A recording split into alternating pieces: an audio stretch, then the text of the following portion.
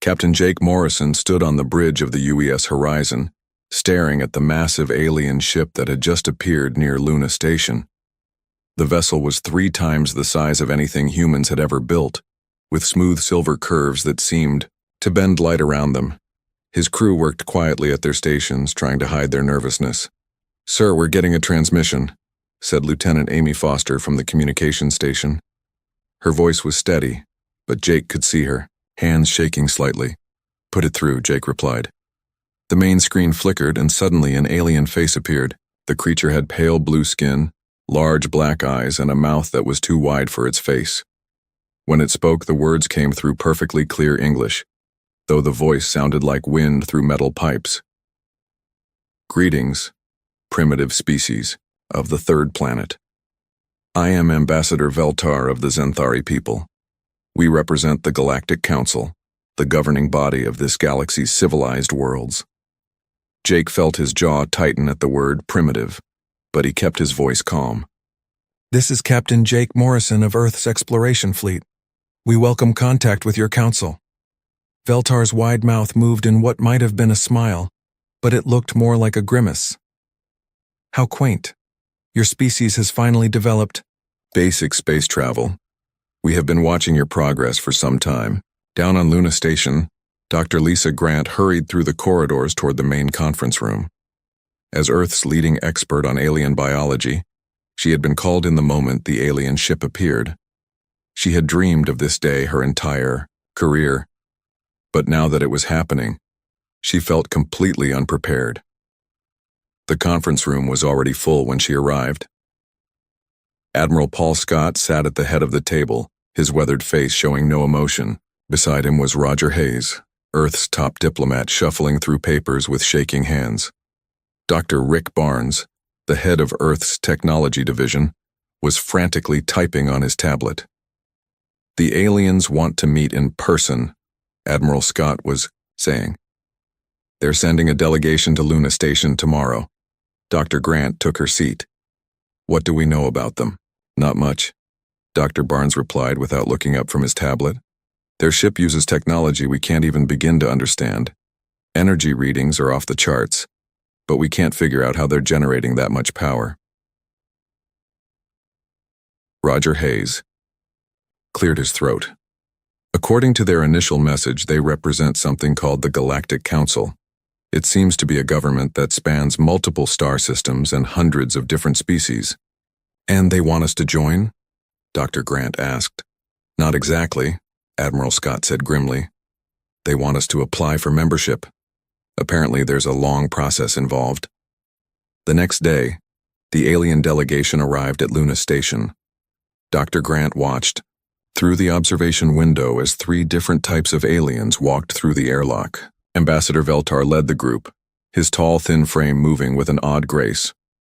Behind him came a creature that looked like a giant insect, with 4 arms and a chitinous shell that gleamed under the station lights. The 3rd alien was the strangest of all. It appeared to be made of living crystal, its body shifting colors as it moved. The meeting began in the station's largest conference room. Ambassador Veltar introduced his companions as Kithara of the insectoid species and Vorthak of the crystalline people. All 3 beings looked at the humans with what could only be described as barely concealed amusement. "Your species wishes to join the Galactic Council," Veltar began. "This is a process that typically takes many decades if successful at all." Roger Hayes leaned forward. "We're willing to do whatever is necessary." The insect-like Kithara made a sound that might have been laughter. "Willing, perhaps. Capable is another matter entirely." Her voice was sharp and clicking, like branches, breaking. Vorthak spoke next, his voice like musical tones. "In the past 1,000 years, 734 species have applied for council membership. Only 12 were accepted." Dr. Grant felt her heart sink, but Admiral Scott's expression didn't change. "What does the process involve?" the Admiral asked. 3 primary evaluations, Veltar explained. First, technological assessment. Your species must demonstrate sufficient advancement to contribute to galactic civilization. Second, cultural evaluation. We must determine if your society is stable and mature enough for interstellar responsibility. Third, military capability. Council members must be able to defend themselves and contribute to galactic security. Dr. Barnes spoke up. How long do we have to prepare? The evaluations begin immediately, Kythera said with what sounded like satisfaction. Most species fail within the first few months. Ambassador Veltar activated a device that projected holographic images into the air above the table. These are the technological standards you must meet. As you can see, your current capabilities fall far short of requirements. The images showed spacecraft that dwarfed Earth's largest vessels, weapons that could destroy entire moons, and cities that floated in space without any visible means of support. Furthermore, Vorthak added, his crystalline body pulsing with different colors, your species shows concerning signs of instability, multiple governments, frequent conflicts, resource depletion. These are not characteristics of a mature civilization. Roger Hayes felt sweat beading on his forehead. Surely our diversity could be seen as a strength, different perspectives, varied approaches to problem solving. The three aliens exchanged what appeared to be meaningful looks. Veltar's too wide mouth stretched into that unsettling smile again. Diversity is chaos, he said simply. Successful galactic civilizations are unified, predictable, and stable. Your planet shows none of these qualities. The meeting continued for several more hours with the aliens explaining the detailed requirements for each evaluation. By the end, most of the human delegation looked defeated. The technological gap seemed impossible to bridge.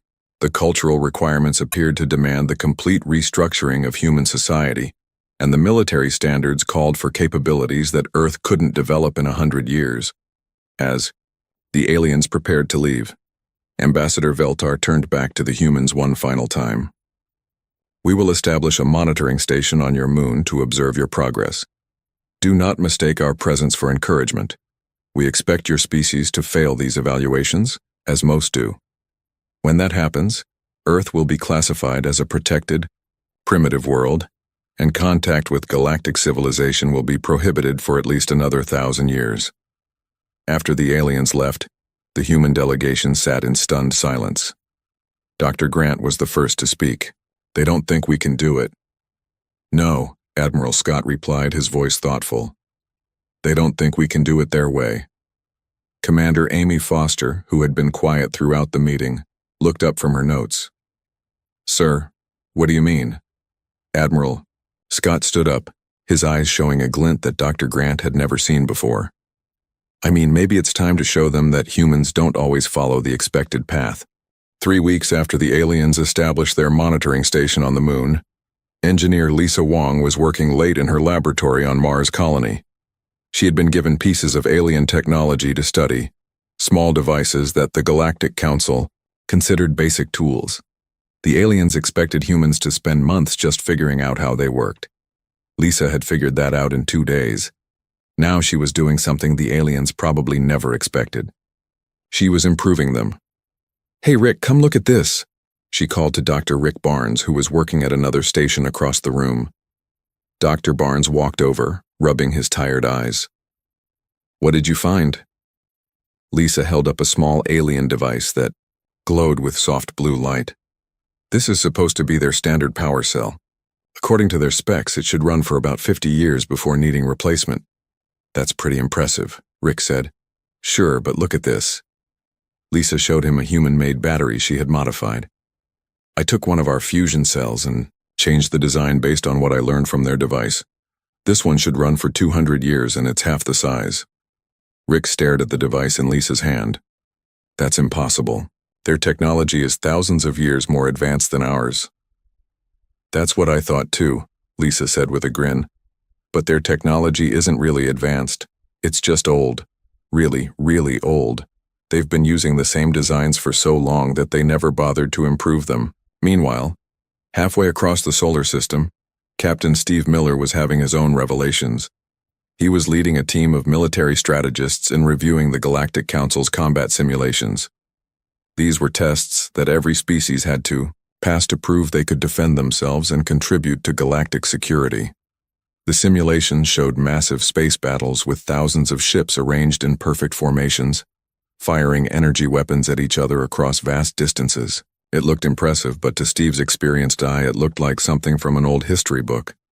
"This is how they fought wars 1,000 years ago," he told his team. "Look at these formations. They're so rigid, so predictable." Lieutenant Colonel Ben Lewis, who had spent years studying asymmetric warfare, nodded in agreement. "It's like they never learned anything from smaller conflicts. Everything is about big ships and bigger guns."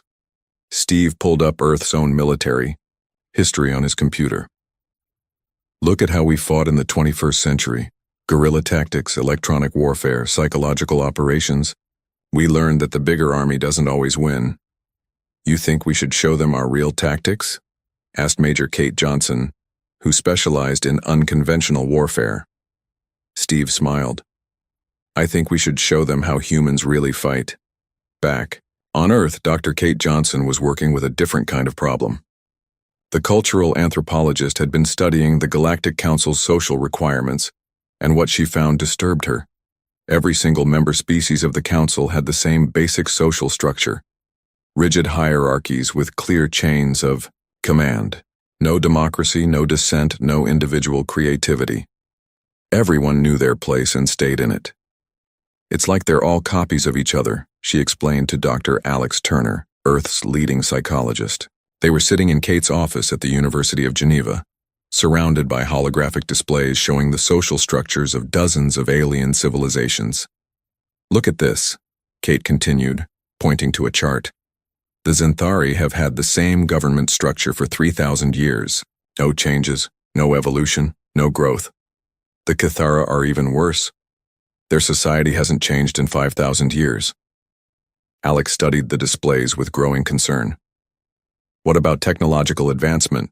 Surely they must innovate something." "That's just it," Kate said. "They don't. Once they reach a certain level, they stop. They find a way that works and then never change it again." "But that's not how progress works," Alex protested. "Stagnation leads to decay. Any society that stops growing eventually dies." Kate nodded grimly. "Exactly. And they want us to become just like them." The breakthrough came when Dr. Matt Collins made a discovery that changed everything. The physicist was analyzing the aliens' weapons technology when he noticed something odd about their energy signatures. "They're using nuclear fusion," he told Admiral Paul Scott over a secure video call. "But it's the most inefficient fusion I've ever seen." Admiral Scott leaned forward on his screen. "Inefficient how?" "They're only getting about 30% energy conversion," Matt explained. "Our latest fusion reactors are hitting 90% efficiency, and their weapon systems are even worse." Matt pulled up a holographic model of an alien weapon. "This is supposed to be their most advanced military technology. It's basically a really big laser that takes enormous amounts of power to fire. But look at this." He showed the Admiral a human weapons design. "One of our railguns could punch through their shields using a fraction of the power, and our missile systems could overwhelm their defenses completely." Admiral Scott was quiet for a long moment. "Are you telling me that their advanced military technology is actually inferior to ours?" "In many ways, yes," Matt confirmed. "They've focused so much on making things bigger and more powerful that they forgot to make them better." The pattern was becoming clear across all of Earth's research teams. The aliens weren't as advanced as they claimed to be. They were just old. They had found ways of doing things that worked, and then stopped trying to improve them. Senator Helen Wade was discovering this same pattern in the political realm. As Earth's representative to the Galactic Council's preliminary hearings, she had access to thousands of years of council records. "They haven't had a new idea in millennia," she reported to the emergency session of Earth's government leaders. "Every problem is solved the same way it was solved before. Every challenge is met with the same response their ancestors used." President Elizabeth Davis looked around the table at Earth's leadership.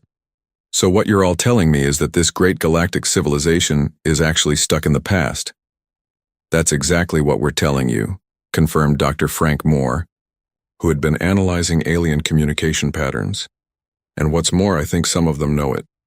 Frank activated a holographic display showing intercepted alien communications. I've been monitoring their private channels. There are members of their younger generation who are frustrated with the way things are done. They want change, but the older generations won't allow it.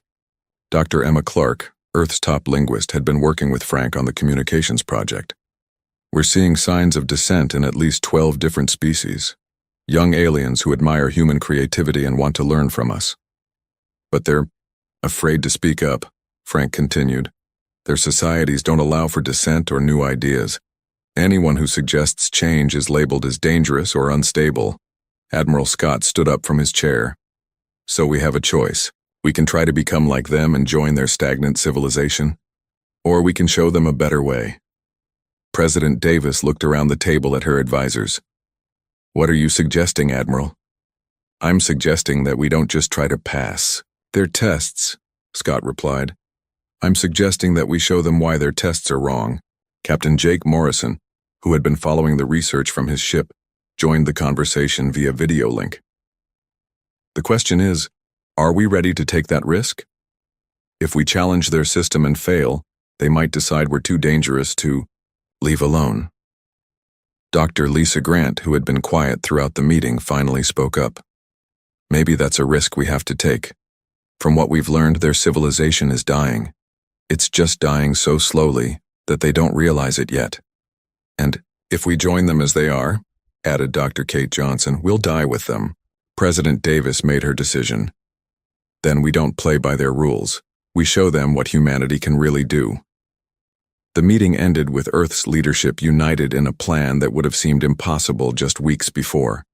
Instead of trying to meet the aliens' expectations, they would exceed them in ways the Galactic Council had never imagined. The real test was about to begin. The first official test began on a Tuesday morning. Ambassador Veltar and his team arrived at Luna Station expecting to witness another species fail their technological evaluation. What they saw instead made them very uncomfortable. Commander, Sarah Lee stood in the simulation chamber, facing a holographic display of what the aliens called an impossible scenario. The test showed a single human ship surrounded by 50 enemy vessels. According to Galactic Council records, no species had ever survived this simulation.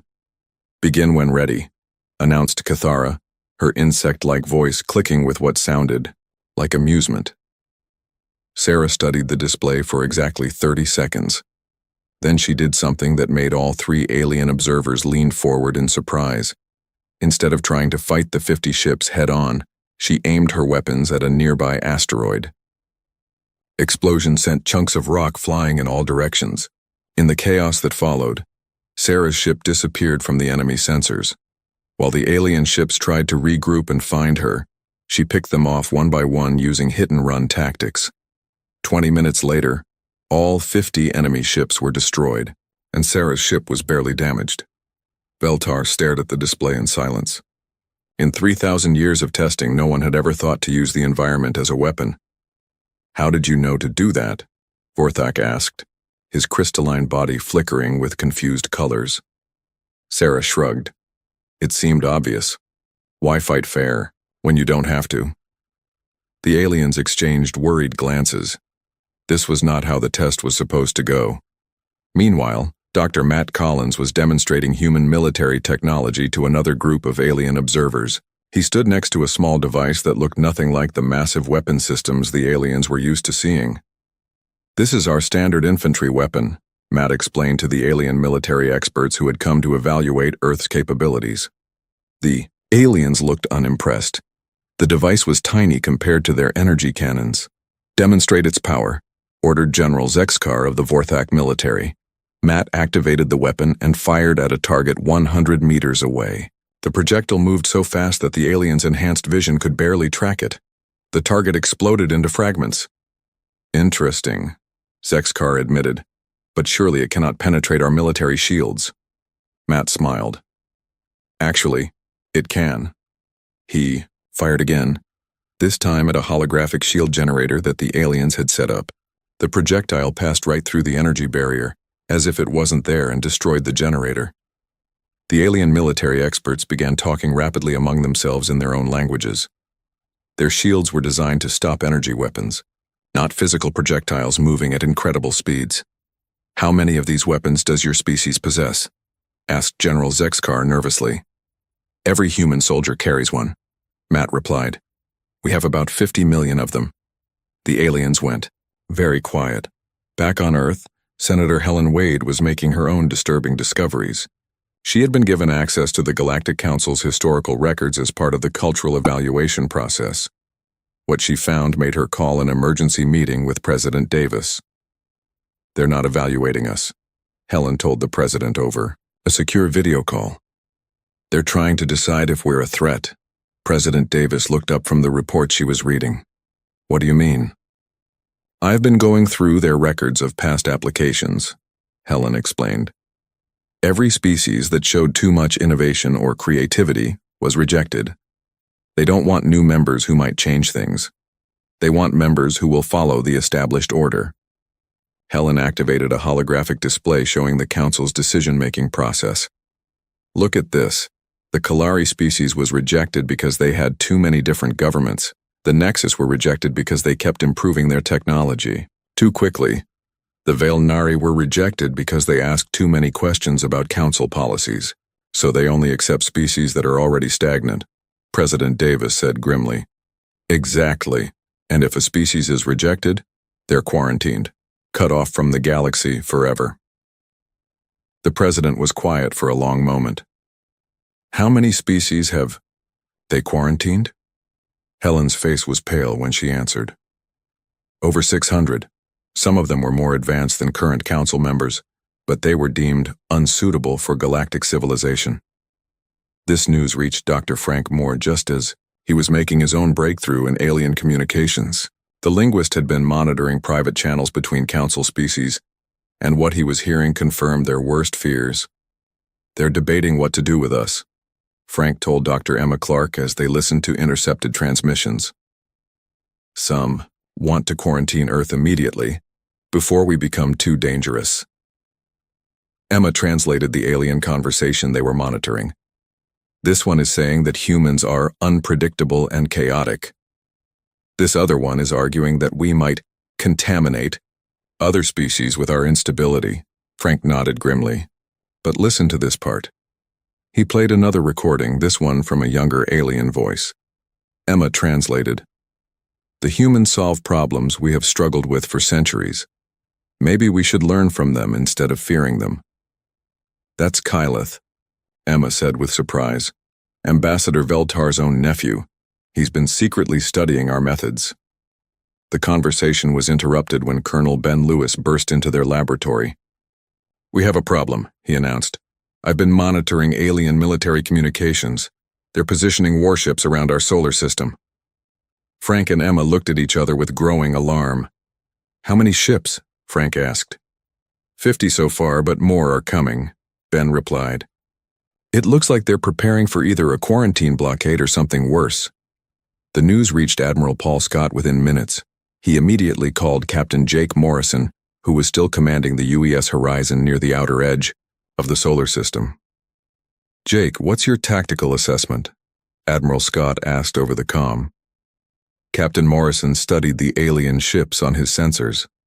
They're arranged in a classic blockade formation, but it's designed to contain rather than attack. For now. Can we break through if we need to? Jake was quiet for a moment, running calculations. With conventional tactics? No, but we don't use conventional tactics. Admiral Scott understood. How long do we have? Maybe days, maybe hours. It depends on what the Council decides about us.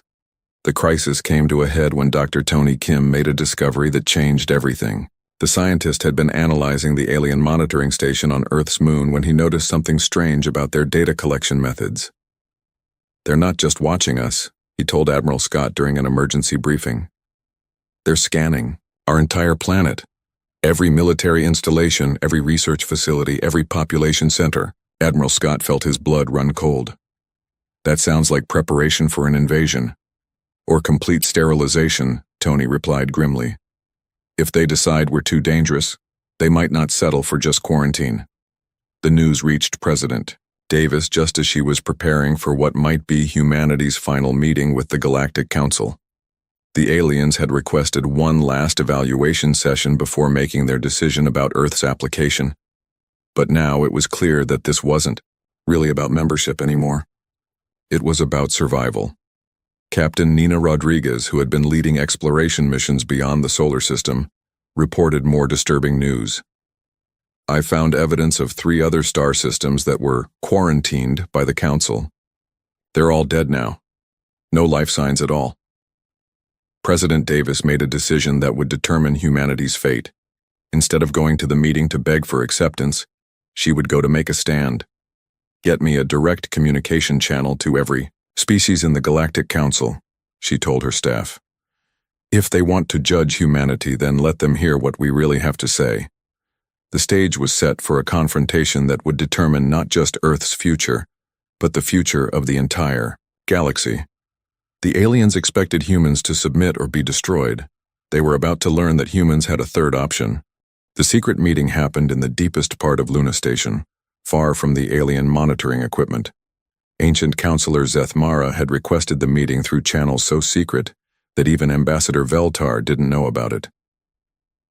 General Carl Brooks and President Elizabeth Davis sat across from the oldest member of the Galactic Council. Zeth Mara was ancient even by alien standards, his crystalline body showing the deep purple colors that marked extreme age among his species. "You're in great danger," Zeth Mara said without any greeting. His voice was like distant thunder, heavy, with the weight of centuries, but perhaps we all are. President Davis kept her expression calm, though her heart was racing. "What do you mean?" "The Council will vote to destroy your species within days," Zeth Mara replied. "They have already decided. The only question now is whether to sterilize your planet from orbit or simply blockade your system until you destroy yourselves." General Brooks leaned forward. "Why are you telling us this?" The ancient alien's body shifted to darker colors. "Because I have lived for 8,000 years, and I have watched our civilization slowly die. Your species represents something we lost long ago, and I fear we are about to destroy the only hope we have left." Zeth Mara activated a holographic projector showing images of various alien civilizations. "Do you see the pattern in these societies? All the same, all following identical paths, all frozen in time." "We noticed that," President Davis said, "but we assumed it meant you had found the best ways to organize society." "Best?" Zeth Mara's laugh was like breaking glass. "Child, we have not had a new idea in 3,000 years. We have not solved a major problem in 5,000 years. We have not grown or changed or learned anything in so long that most of us have forgotten what progress feels like." The ancient being showed them more images, these ones showing the early history of various council species. "Once we were like you, creative, chaotic, unpredictable. We grew and changed and reached for the stars. But success made us comfortable, and comfort made us afraid to change." General Brooks studied the images with growing understanding. "You're stagnant." "We are dying," Zeth Mara corrected. "Slowly, quietly, peacefully dying. And we have been dying for so long that we mistake it for wisdom." President Davis felt a chill run down her spine. "What does this have to do with humanity?" "Your species does in weeks what takes us centuries to consider," Zeth Mara replied. "You improve our technology, solve our military problems, and suggest new ways of thinking about old challenges. You represent everything we once were and could be again." The ancient alien's body pulsed with brighter colors. "But you also represent our greatest fear. If we accept that your ways are better, we must accept that we have been wrong for thousands of years. If we admit that change is good, we must admit that we have been slowly killing ourselves with our own stability." Meanwhile, Dr. Tony Kim was making discoveries that supported everything Zeth Mara was telling the human leaders. His research team had been analyzing the quarantined star systems that Captain Nina Rodriguez had found. "It's not just that they're dead," Tony explained to Dr. Rick Barnes over a secure channel. It's how they died. Look at these energy signatures. The holographic display showed the remains of 3 different star systems. Each one had been home to a thriving civilization that had applied to join the Galactic Council. They didn't die. Naturally, Rick said after studying the data. These look like weapon signatures. Exactly. The Council didn't just quarantine these species, they exterminated them. Dr. Rick felt sick. How many?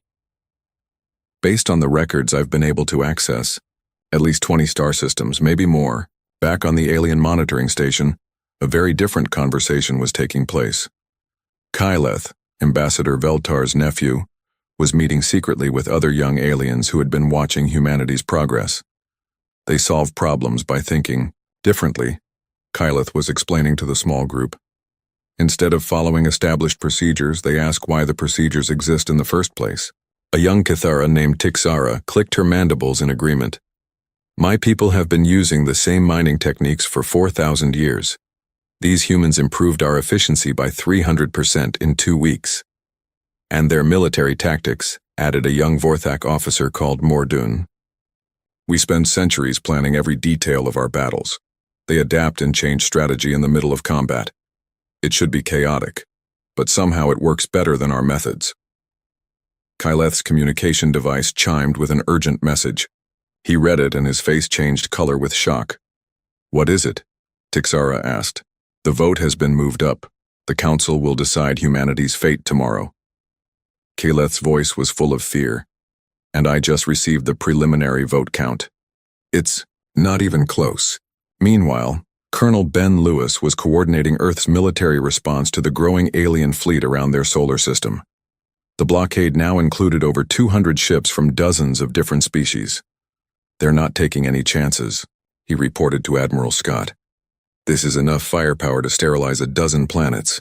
Admiral Scott studied the tactical displays with Captain Jake Morrison, who had moved his ship closer to Earth to help coordinate the defense. What are our options, Jake? The Admiral asked. Conventionally, none.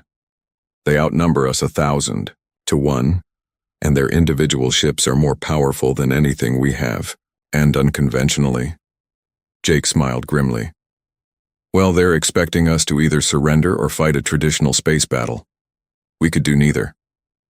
Explain. Look at their formation. It's designed to contain us, but it assumes we'll try to break out through normal space. What if we don't?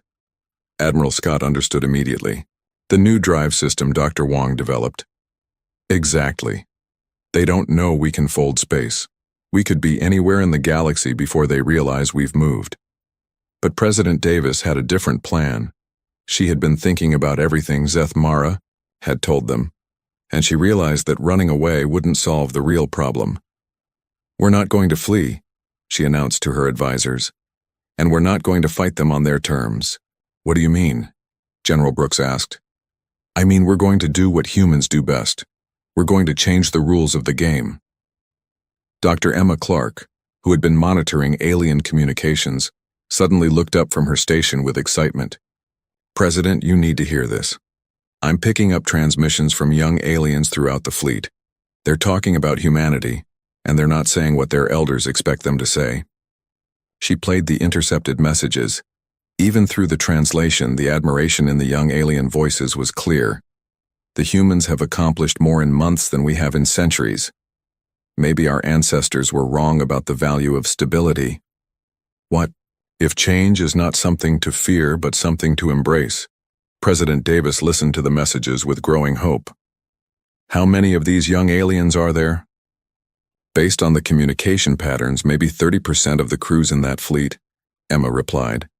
They're not in command positions, but they're there. Dr. Gary Thompson, Earth's leading philosopher, had been listening to the conversation with growing excitement.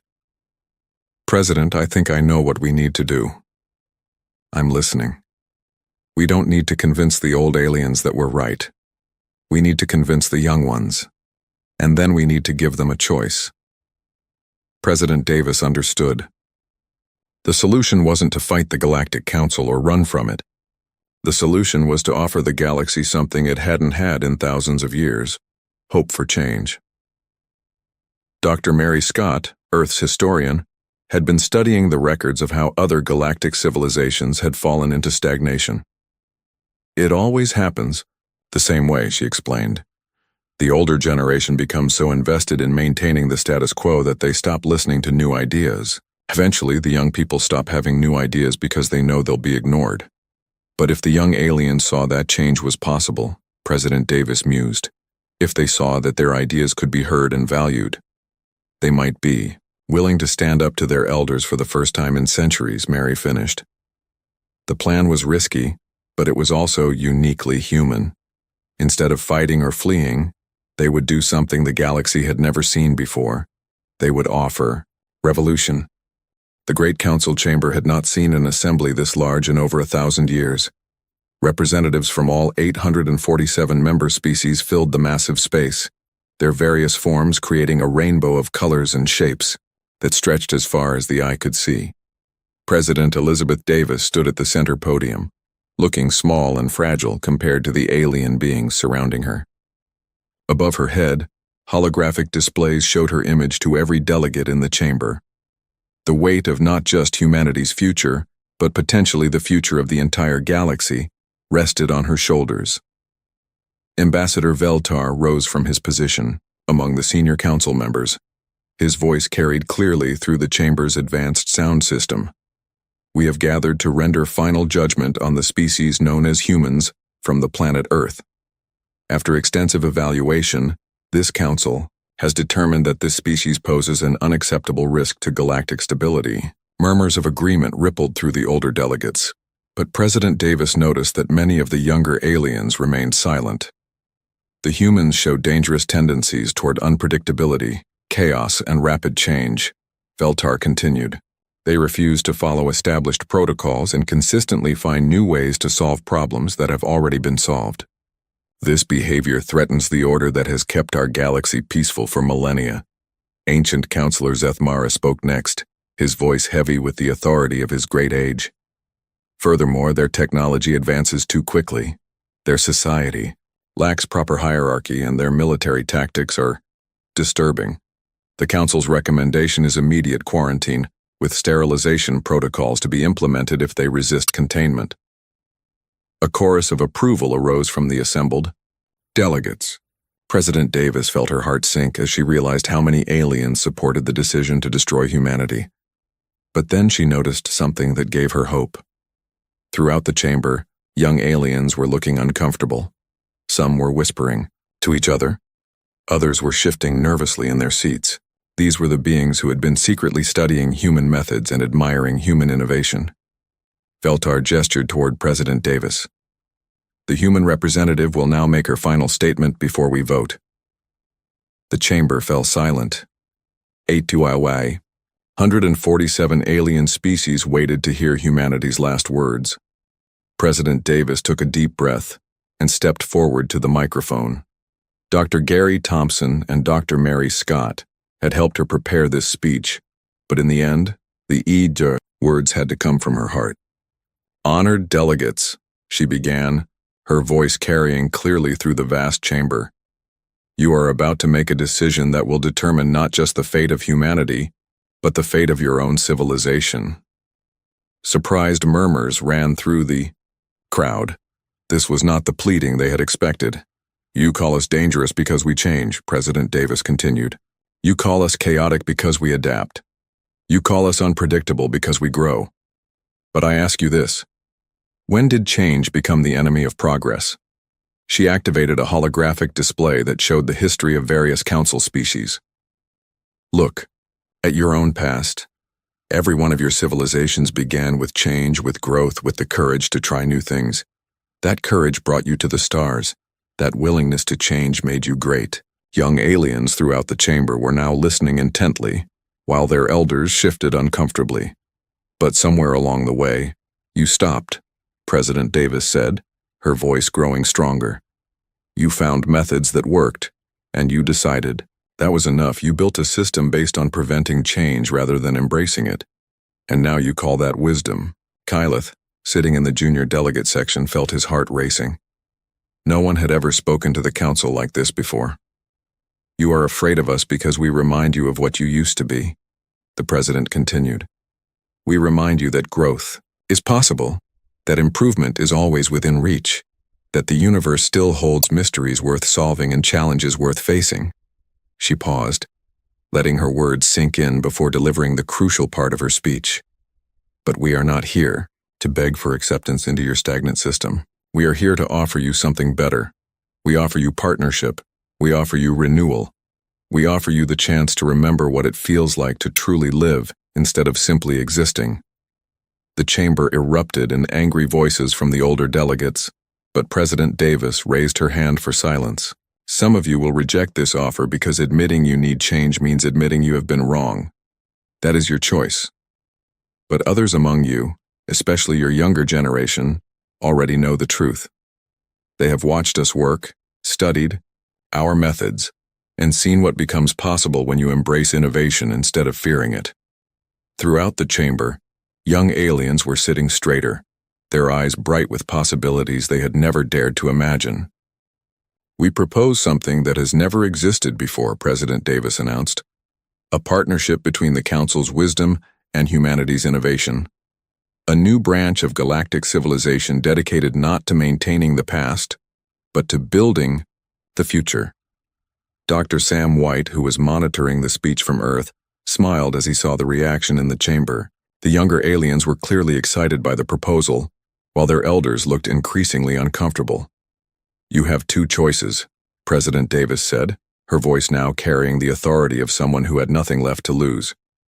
You can destroy us and continue your slow march toward irrelevance and decay.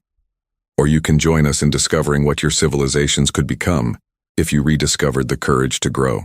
She looked directly at the younger delegates scattered throughout the chamber. The question is not whether humanity deserves a place in the galaxy. The question is whether you deserve a place in the future.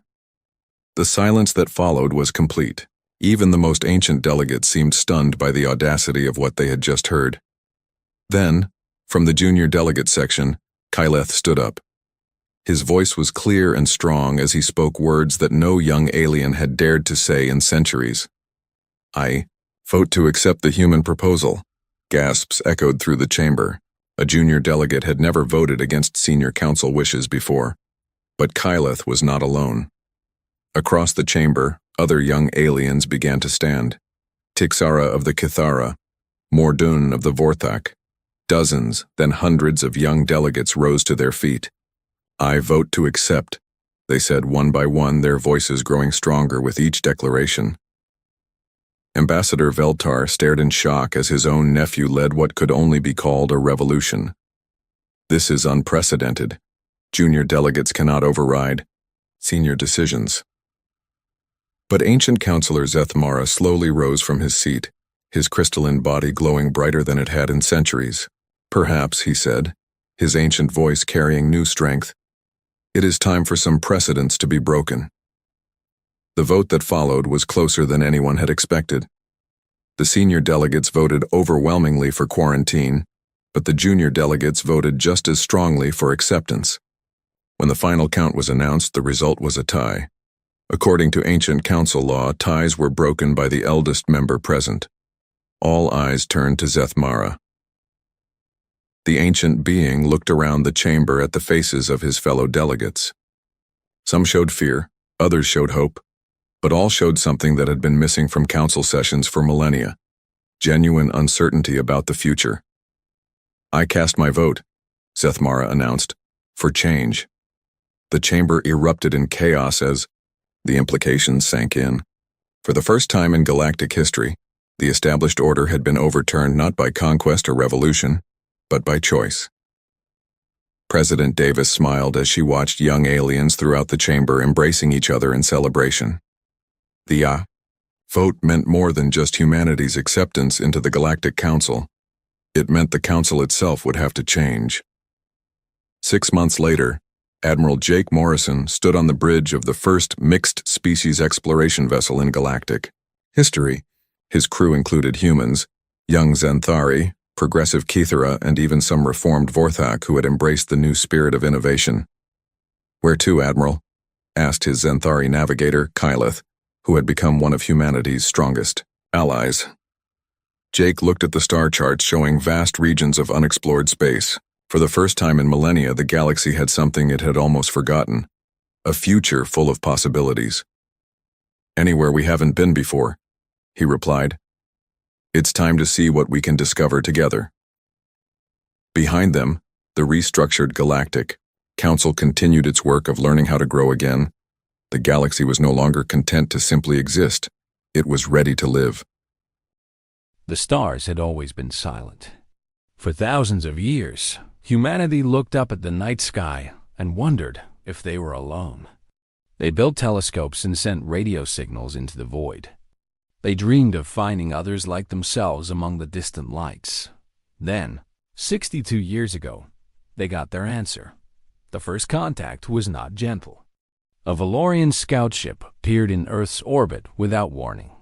It hung there for 3 days, watching, scanning, and studying the small blue planet below. When it finally made contact, the message was simple. You are not alone.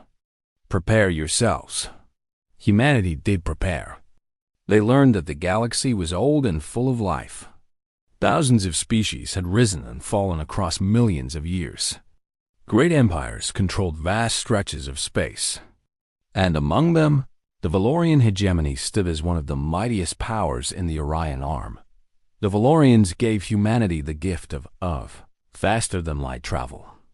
It was not done out of kindness. The hegemony had a practice of uplifting young species, teaching them just enough to be useful, and then absorbing them into their empire as servant races. They called it guidance. Other species called it conquest with extra steps. But humanity proved to be different. They took the technology and ran with it. Within 6 decades, they had colonized 14 star systems. They built stations and cities on distant worlds. They created their own government, the Terran Union, and declared themselves a free people of the galaxy. The Valorians watched with growing annoyance. This was not how things were supposed to work. Now, on a cold steel station floating at the edge of human space, the moment of reckoning had arrived. Galactic Concord Station was a place of diplomacy and power. It hung in the darkness between stars, a massive structure built by species long since forgotten. Here, representatives from across the galaxy came to make deals, forge alliances, and sometimes deliver threats wrapped in polite words. Director Yuki Tanaka stood at the observation window of the Terran delegation quarters. She was a small woman with silver-streaked black hair and eyes that missed nothing.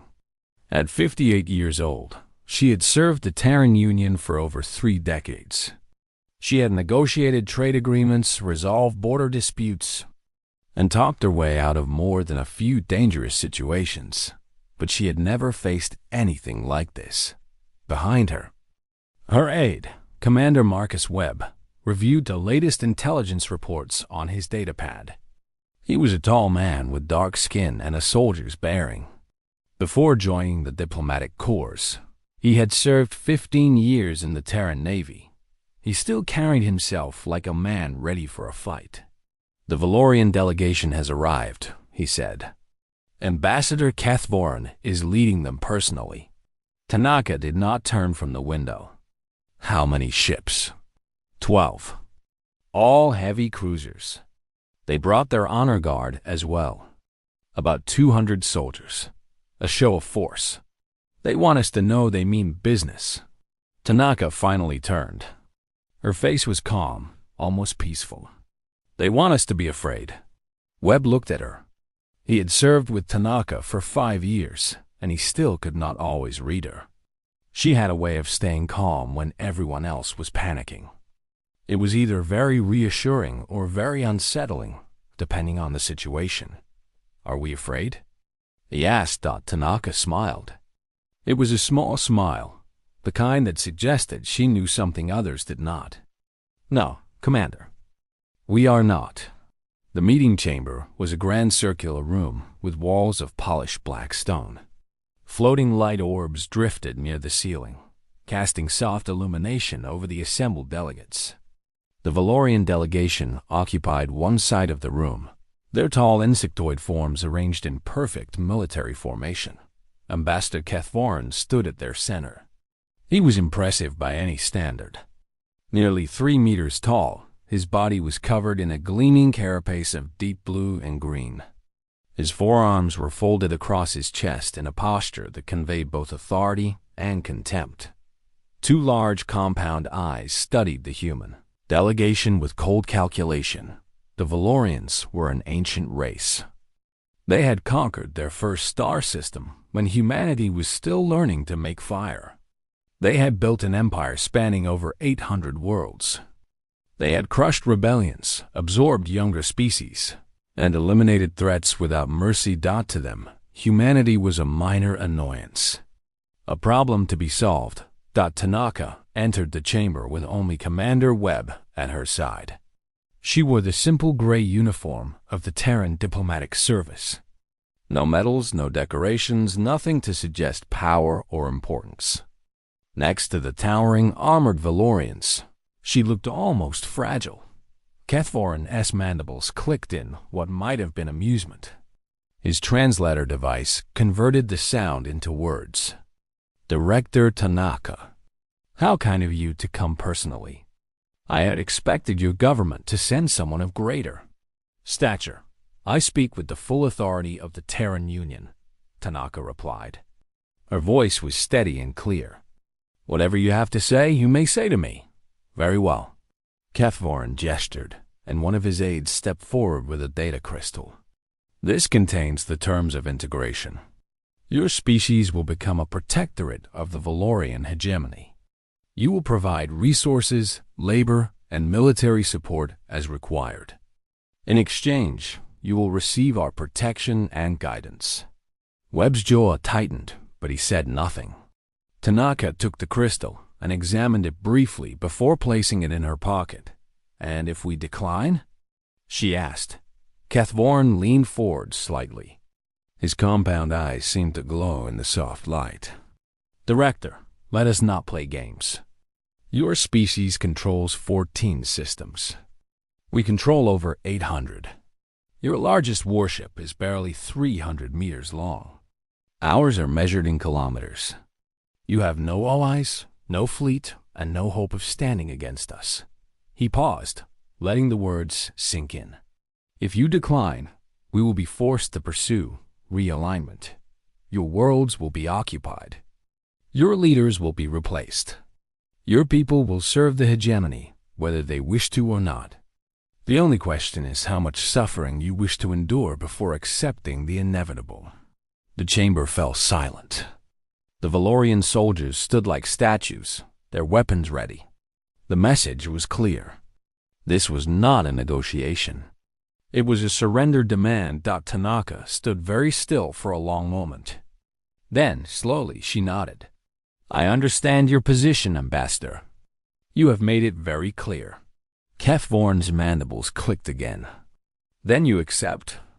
I did not say that. The ambassador's posture shifted slightly. It was the first sign of uncertainty he had shown. Director, I advise you to consider carefully. Pride is a luxury you cannot afford. I am not speaking from pride, Tanaka said. I am speaking from authority. The Terran Union does not accept ultimatums. We do not surrender our freedom, and we do not bow to threats. Kethvorin's voice hardened. Then you choose destruction. I choose nothing yet. Tanaka took a step forward. Despite the vast difference in their sizes, she met the ambassador's gaze without flinching. The Galactic Concord has laws, does it not? Any species may address the full assembly before matters of war are decided. That right is reserved for sovereign powers. And we are a sovereign power. We have not joined your hegemony. We have not submitted to anyone. By Concord law, we have the right to speak. Kethvorin was silent for several seconds. His compound eyes moved slightly, processing this unexpected development. The human was correct. The old laws of the Concord did grant speaking rights to any independent species. It was a formality, usually ignored, but it was still on the books. "You wish to address the assembly?" he asked. "I do. In 3 cycles, the full assembly will convene for the seasonal gathering. We will present our response then. All delegations are invited to attend. This is a delay tactic. This is our right." Tanaka's voice remained calm. "Unless the hegemony wishes to violate Concord law in front of the entire galaxy?" The challenge hung in the air. HFY knew that refusing would make the hegemony look like bullies and lawbreakers. The other powers of the galaxy were always watching for signs of weakness or overreach. A violation of Concord law could shift alliances and create new enemies. Finally, he made a sound that the translator rendered as a sigh. "Very well, Director. You shall have your 3 cycles. Present whatever speech you wish to the assembly. It will not change the outcome. We shall see." "Yes, we shall." HFY turned to leave, then paused. "I will give you one piece of advice, human. When you stand before the assembly, do not embarrass yourselves. Accept your fate with dignity. History remembers those who know when to surrender." Tanaka watched him go. Only when the Valorian delegation had left the chamber did she allow herself a small breath. Webb stepped closer. "Director, what just happened? We bought ourselves 3 days. That's not enough time to build a fleet or find allies." Tanaka looked at him. That small, knowing smile returned to her face. "Commander, who said anything about building a fleet?" "I don't understand." "You will." She pulled out her personal comm device and entered a secure code.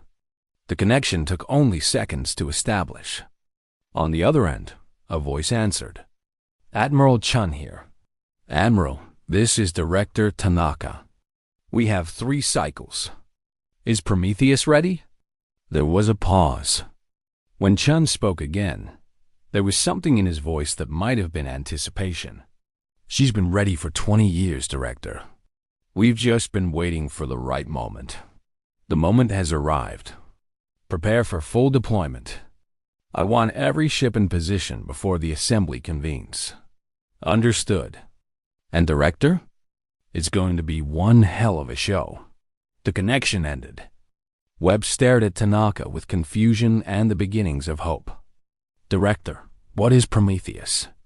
Tanaka began walking toward the door. "It's humanity's answer, Commander. 60 years of work, hidden in the darkest corners of space where no one thought to look. The Valorians believe we have nothing. They think we spent the last 6 decades building colonies and playing at civilization." She stopped and turned to face him. They were wrong. In the days that followed, the station buzzed with rumors and speculation. Word spread quickly through the diplomatic quarters that humanity had demanded an assembly hearing. Most species found this amusing. The tiny human faction, barely old enough to have earned their place among the stars, was going to make some kind of stand. Betting pools opened among the younger diplomats. How long would the humans speak before surrendering? Would they cry? Would they try to fight and be destroyed immediately? The odds were not in humanity's favor.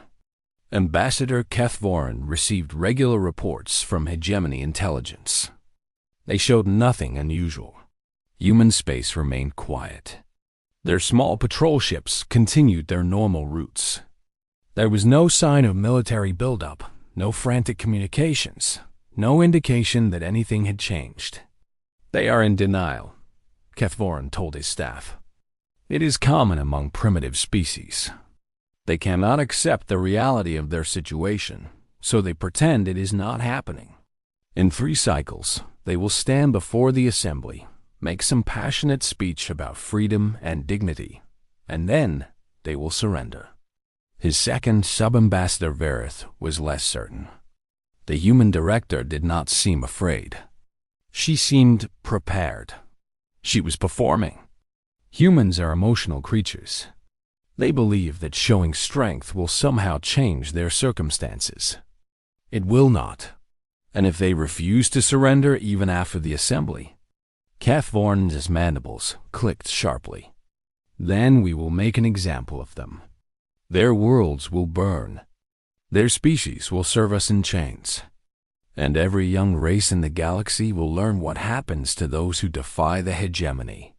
Vareth nodded, but the unease did not leave his eyes. Something about the human director's calm confidence bothered him. It was not the desperation of the doomed. It was the patience of someone who was waiting. But for what?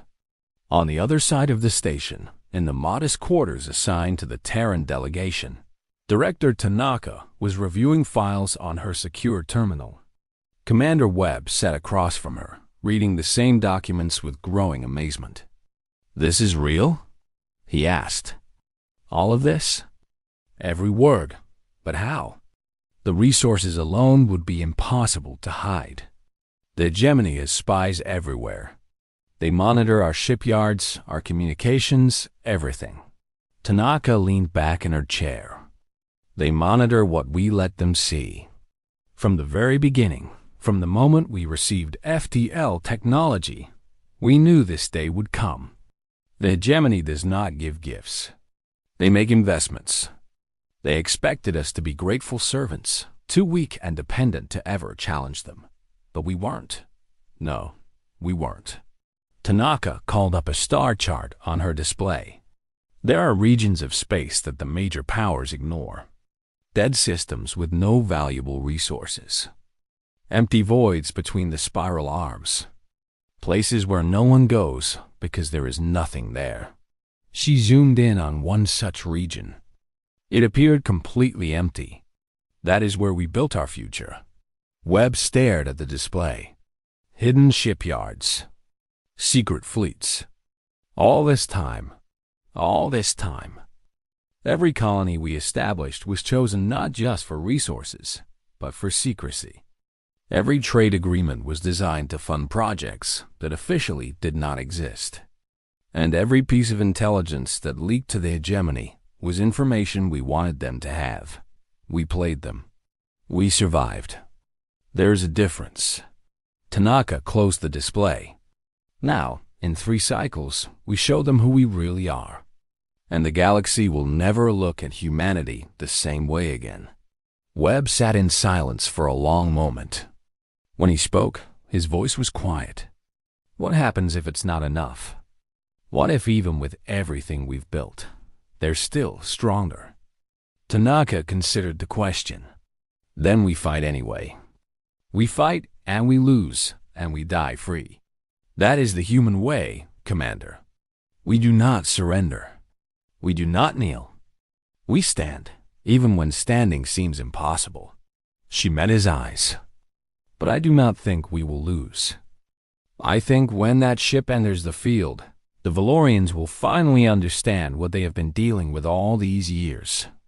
They will see what humans can do when our survival is at stake. And what is that? Tanaka smiled. This time, it was not a small, knowing smile. It was something fiercer. Something proud. Miracles, Commander. We work miracles. Outside the station, the stars continued their eternal watch. Somewhere in the darkness, unseen and unknown, a fleet was gathering. Ships that had never been registered in any database. Crews that had trained in secret for decades. And at their center, something vast and terrible and beautiful. Prometheus was waking up. And soon, the galaxy would tremble. The news traveled faster than light itself. Within hours of the confrontation between Ambassador Cathvorn and Director Tanaka, every major intelligence service in the galaxy knew what had happened. The humans had refused to submit. They had demanded a hearing before the full assembly. And they had done so without any visible fear. It was this last detail that troubled the analysts most. On Valoria Prime, the heart of the hegemony, intelligence officers gathered in their underground command center. Massive screens displayed everything they knew about humanity. Star charts, fleet compositions, industrial output, population data. All of it painted a picture of a young, weak species that had no business challenging a galactic power. Senior analyst Korath stood before the main display, his forearms moving rapidly as he cycled through data streams. He was one of the hegemony's best minds, responsible for tracking dozens of emerging species. Humanity had been his assignment for the last 30 years. "The analysis is complete," he announced to the assembled officers. "Human military capacity remains minimal. Their known fleet consists of approximately 40 patrol vessels, none exceeding 300 meters in length. Their shipyards are designed for civilian construction. They have no orbital defense platforms capable of stopping a determined assault." Fleet Commander Zethral, a scarred veteran of 100 campaigns, studied the display with skepticism. Then, why did their representative show no fear? The human female should have been trembling before the ambassador. "Humans are emotional creatures," another officer suggested. Perhaps she was simply too proud to show weakness. Pride does not change reality. The weak know when they are weak, even if they refuse to admit it openly. Their behavior betrays them. This one showed nothing. No trembling, no sweating, no elevated heart rate. Our sensors confirmed she was completely calm. Korath brought up additional data. "There are some irregularities in our intelligence picture. Minor gaps that have accumulated over the years." "What kind of gaps?" "Missing data. Sectors of human space that we have not been able to survey properly. Our drones report system errors when they enter certain regions. Our informants occasionally reference projects or locations that do not appear in any official records." Zethral leaned forward. "Are you suggesting the humans have been hiding something?" "I am suggesting that we may not know everything. The gaps are small, individually insignificant, but taken together, they form a pattern of deliberate concealment that would require resources they do not have. Building secret facilities, maintaining hidden projects, all while our surveillance systems watch their every move. Impossible." Korath hesitated. "Perhaps. But there is one other detail that concerns me." He brought up a new file. It contained fragments of intercepted communications, partial data from captured devices, and reports from various informants. All of it centered on a single word. "Prometheus," Zethral read. "What is this?" "We do not know. The name appears in scattered references going back decades. It is never explained, never detailed. Our translators suggest it refers to an ancient human myth, a figure who stole fire from the gods and gave it to mortals." "A myth? They named a secret project after a myth?" "Humans often do this. But the frequency of references has been increasing. And 2 years ago, one of our deep cover agents reported something strange before we lost contact with him." "Lost contact?" "He disappeared. His last message mentioned Prometheus. He said he had found it. He said we had made a terrible mistake." The chamber fell silent. Zethral stared at the display for a long moment. "You think the humans are building something? I think we should consider the possibility. Based on a myth, some missing data, and one dead spy?" Korath's compound eyes met the commander's gaze. "Based on the fact that their representative smiled when Ambassador Kethvorin threatened to destroy her entire species. That is not the smile of the desperate. That is the smile of someone who knows something we do not." The meeting ended without resolution. Zethral ordered increased surveillance of human space, but he remained unconvinced. The humans were clever, he admitted, but they were not clever enough to hide an entire military program from the greatest intelligence service in the galaxy. Or so he believed. The Valorians were not the only ones paying attention. Across the galaxy, in stations and ships and hidden listening posts, other species were analyzing the same information. The Galactic Concord was a web of alliances and rivalries, and any shift in power affected everyone.